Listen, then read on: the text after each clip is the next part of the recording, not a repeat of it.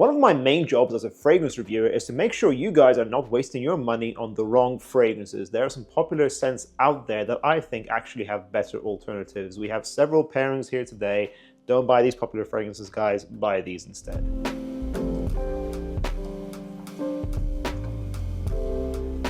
Don't buy Thomas Fordigan's Oud Wood. Don't get me wrong, it's fantastic. It's one of the best DNAs out there. Sexy, musky, ambery oud that works as a signature. It smells like the masculinity of a forest is how I always describe this scent. However, it's overpriced. There are better clones in its same price range, such as Carved Oud, which I do think basically is a replication. However, this alternative is not a clone, it's its own fragrance that I think is just better value for money. And that is Gucci Intense Oud. Much better value for money when you go to online discounters. So I got this from Natina for around £80, £90, something like that. And this is not as sexy as Oud Wood in my opinion, but it's like 1% less sexy. But it's close enough to the point where you don't need to spend that much money on Oud Wood. This is sexy in its own way, by the way. It's not a clone. It's a sandalwood-based fragrance, I believe, with a synthetic oud that's quite loud, musky, sharp, has a slight incense note in here, a little bit ambery. So think sharp, clean, ambery oud that's synthetic, but at the same time really sexy, really nicely done. This is one of the best beginner ouds out there. It smells Middle Eastern, but with a Western twist. You can wear this as a signature. I remember giving a guy in Barcelona a compliment when he wore this fragrance, and it was pretty hot in that weather, and it still worked. Had a beautiful sillage. So I feel like this is a big compliment getter. If Omar compliments you whilst wearing this fragrance, you know, it's, that's it. That's the ultimate compliment getter, guys. I'm the ultimate final boss for getting compliments. So yeah, guys, in all seriousness, Gucci Intense Oud is probably a 10 out of 10 in my opinion. I think everyone should try this. One of the best beginner ouds out there. Moschino Toy Boy. Now I'm putting this fragrance on the list because, well, I love it. I think it's a 10 out of 10, but it's a polarizing fragrance. It's a rose fragrance that I think is absolutely a steal for the money. Rose, a little bit green, soapy, peppery, musky, like a spicy rose scent that has great projection and great wearability. I do think this is niche quality in a designer silly little bottle with a spare. I love this scent, but if you guys don't want to go for this polarizing rose fragrance, you can go for a more safe rose fragrance, which is this fragrance here, which is Maison Alhambra's Baroque Satin Oud. This is Maison Alhambra's clone of MFK Oud Satin Oud, which to me is one of the best MFKs out there. It smells like a Turkish delight, rose and oud. Bit of vanilla. This doesn't really have oud in here. It's much cheaper than the original. It's like a tenth of the price, so it's going to have a slight sharp woodiness to it, not animalic like the oud in the original, but this is beautiful. Much better quality than the price you're paying for. Like MFK's Oud Satin Oud is a 10 out of 10. Toy Boy to me is a 10 out of 10. This is a 10 out of 10 also. But to me, I think this is safer. It's unisex overall, but maybe leaning a tiny bit masculine still. Depends on your skin. Some people's skin chemistry makes fragrances smell more masculine or more feminine. Depends on your situation. But I do think this is a beautiful, airy, slightly sweet rose that pretty much works all year round. Maybe go easy on the trigger in the summertime, but this is versatile.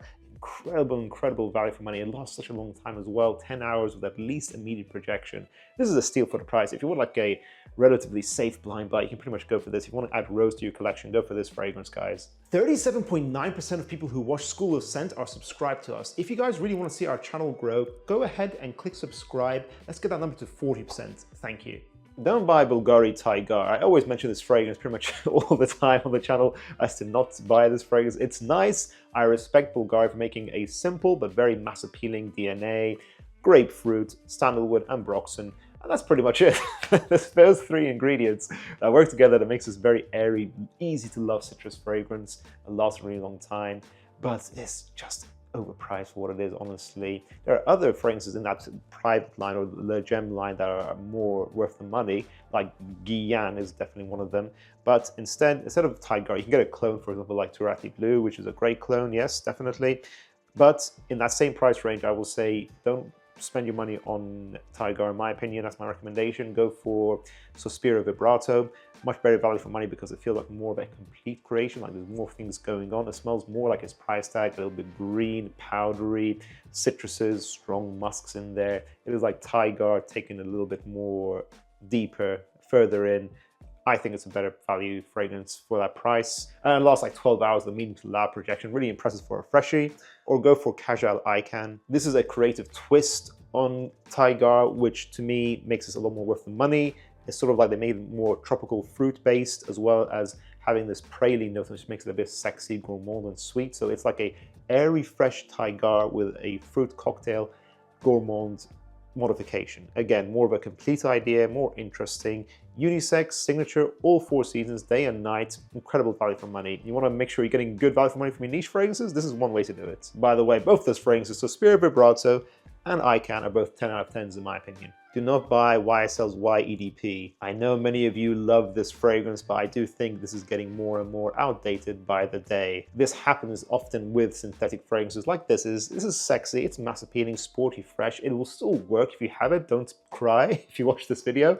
Like, be a happy boy, but I think if you haven't bought this yet, there are better alternatives. First of all, I think YEDP Intense is a better flanker anyways, smoother. But overall, I'm going to recommend Loewe 7 Cobalt. More natural, more handsome, more sexy in my opinion.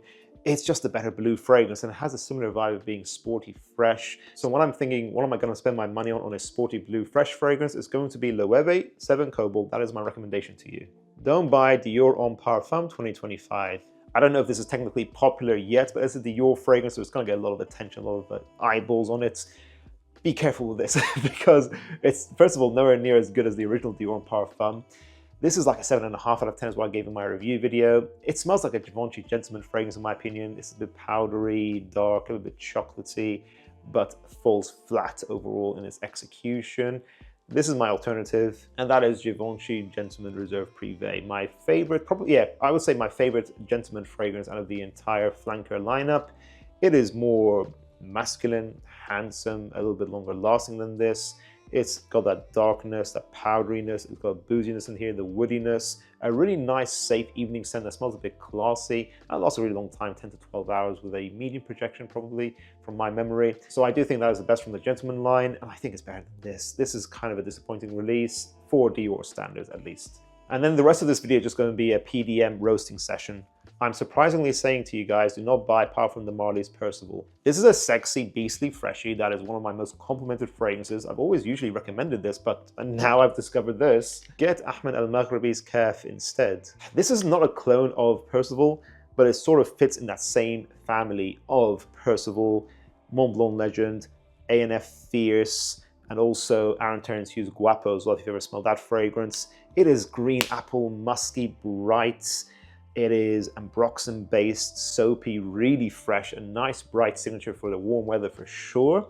And it's what, 35 bucks, and it lasts around 10 to 12 hours with a medium to loud projection. This stuff is beastly. I think this is like a 56% X-ray, which is kind of crazy. The brand just did not care. They went all out with this, and that's why a lot of people are hyping this up. I got put onto this from you guys mainly because of your comments. So thank you for that, because this is a fantastic steal for the price. As soon as I acquired this, in my mind, I told myself, look, I don't need Percival. I would never personally buy Percival now that I have this. This smells smooth, this smells clean, it smells much more expensive than its price tag. I will say Percival is still probably slightly better, but not anywhere near to the point where I think it's worth spending the money. It's probably just a little bit better.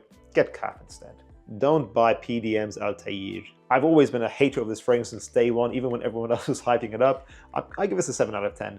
It's nice, it's safe, it's a compliment getter, but there's one fragrance everyone kept hyping up saying it makes this pretty much redundant, and I think I agree. It has to be French Avenue's Liquid Brun. Yes, this smells 95+% close to Althaïr.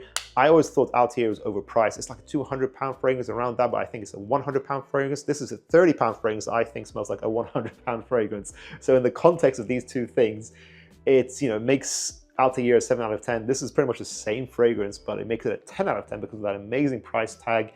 Sexy, airy, orange blossom, cinnamon, praline. It's like a gourmand, sexy vanilla fragrance that is very easy to wear. You can wear this pretty much all year round with a medium to loud projection lasting at least 10 hours.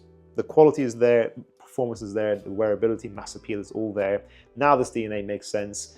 I'm a big Althaïr hater.